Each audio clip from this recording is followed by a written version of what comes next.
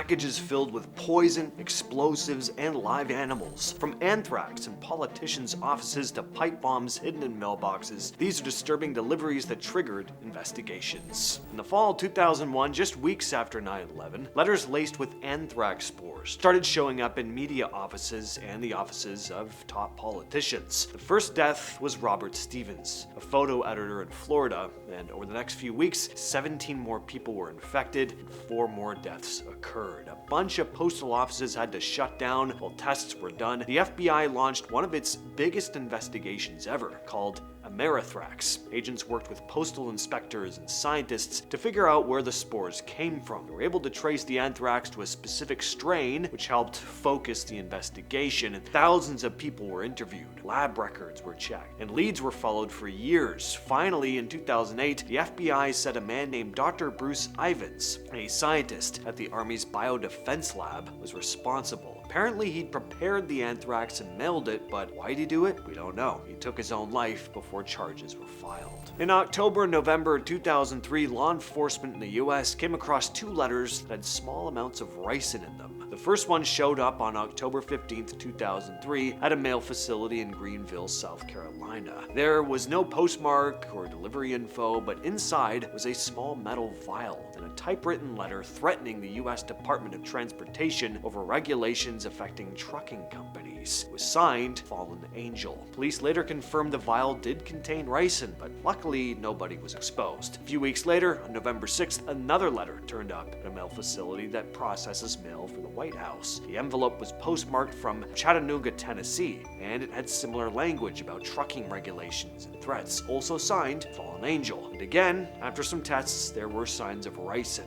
The FBI, Postal Inspection Service, and the Department of Transportation's Office of Inspector General all investigated. They offered a reward for information, but the sender was never caught. That wasn't the only case of ricin being sent in the mail, though. There's also an investigation in 2013, right around when Breaking Bad was ending.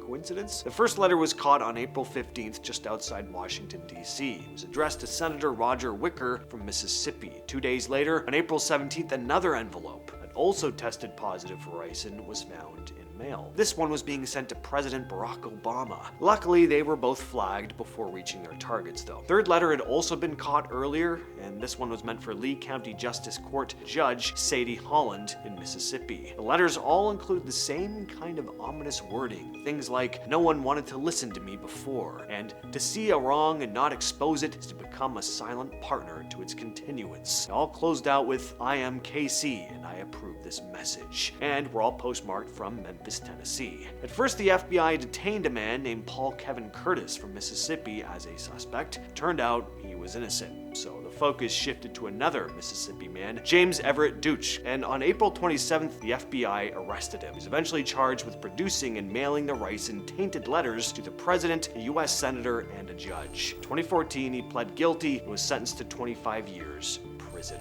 In late October 2018, a bunch of suspicious packages started showing up in the mail, all addressed to people who'd criticized President Trump. The first ones were intercepted on October 22nd, headed for Barack Obama, Joe Biden, and Hillary Clinton, and then a few more showed up, including one at CNN's New York offices. The packages all had pipe bombs inside, but luckily none of them went off. The FBI and Secret Service launched a nationwide manhunt. They traced the packages back to a van registered to a 56-year-old man named Caesar Sayoc Jr. from Florida. On October 26th, he was arrested. Inside his van, police found more explosives and a list of other targets. He'd been planning this for months. 2019, Sayoc pleaded guilty to 65 federal crimes, including mailing explosives and threatening former presidents. He was sentenced to 20 years in prison. On August 28, 2003, a pizza delivery order ended in one of the strangest FBI cases ever. A man named Brian Douglas Wells, a 46-year-old pizza driver in Pennsylvania, got a call to deliver 2 pies to a dirt road near a TV transmission tower, and when he showed up, someone put a metal collar bomb around his neck. About an hour later, Brian walked into a bank with a note demanding $250,000, saying there was an explosive attached to him.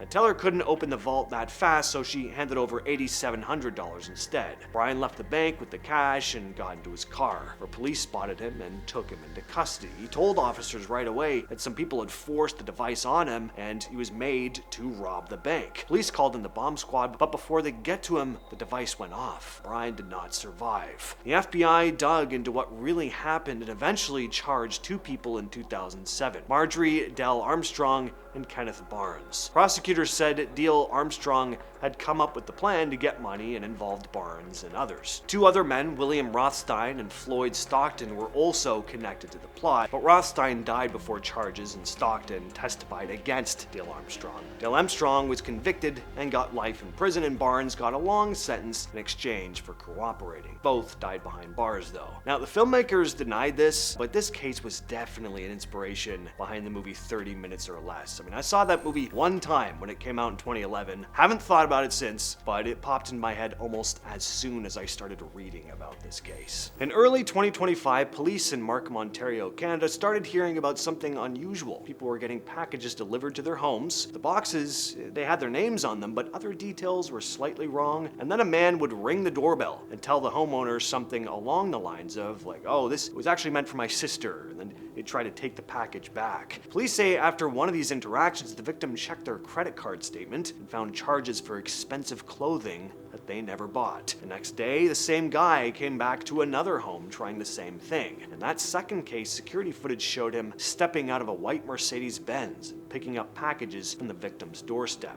with a dark gray Range Rover driving alongside. New York police described the suspect as a man in his early 20s, about 5'8", with a medium build, wearing glasses and a dark bomber jacket and pants. Released the description and asked anyone with information to come forward. Now, this is different than your standard porch theft, obviously, right? The suspect seemed to be using stolen credit card information to order items to the victim's addresses and then showing up to grab the packages before the homeowners would realize something was off. In Australia, mail scanners started picking up packages that didn't look right. They were also giving off a very strong smell. Turned out there were reptiles and spiders inside. Live ones. The weird find kicked off a bigger look into illegal wildlife being sent through the mail. The Australian Border Force teamed up with police and environment agencies to track down how these animals were getting into parcels. Over the years, hundreds of packages with Australian reptiles were stopped before they left the country. Some had more than 100 reptiles stuffed inside socks, shoes, or boxes of toys, clothes, and snacks bound for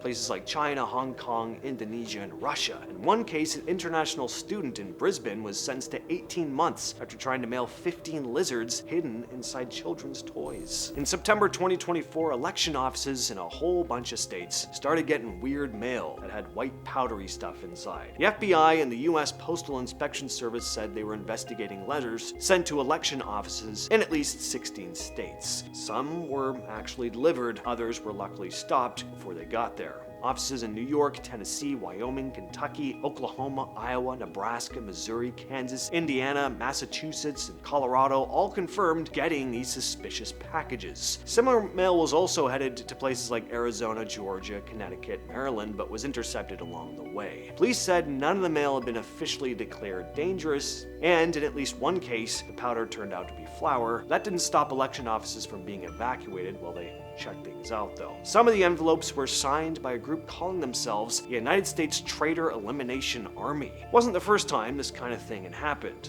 The report also said similar envelopes were sent to election offices in 5 states the year before, and 4 of those tested positive for fentanyl. This past August, a strange delivery showed up in a Calgary neighborhood. Looked weird enough that someone called the cops, and it's lucky they did, because it turned out to be full of Picric Acid, a chemical that's extremely unstable and can explode if it's even bumped the wrong way. Deputy Police Chief Cliff O'Brien said this stuff can be fine if it's packaged properly, but if it's mislabeled or stored wrong, it becomes very dangerous. It's one of the most dangerous chemicals used in labs. The package had been delivered to the wrong address and was too unstable to move, so crews ended up evacuating a bunch of nearby homes and businesses while they figured out what to do. Police brought in the bomb squad and fire department, hazmat teams. They were all there to handle it. Ended up doing controlled explosions to safely destroy material. Later, police announced a criminal negligence charge against 59-year-old Christine Jacqueline Tetchell. Investigators believe the company president knew what was inside, but just didn't tell the movers. So the dangerous material just sat there for about 10 days before anyone realized that it was explosive.